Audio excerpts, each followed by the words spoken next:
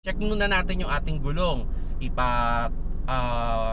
Tire balancing natin, wheel alignment natin, at i-check din natin yung ating gulong kung wala bang bukol. Okay? Isa sa mga posibleng o pwede mong gawin dyan as alternative, pwede mong i-rotate muna yung gulong mo. I-check mo kung magbabibrate. Okay? Kasi kung sakaling na-rotate mo at nawala yung vibrate, posibleng yung gulong mo ay may bukol. Kaya yun, nagkoko siya ng vibration. Okay? So yun, isa yan sa mga posibleng problema. Pwedeng may bukol na gulong. At pwede rin may problema dyan is yung iyong steering rack. Okay?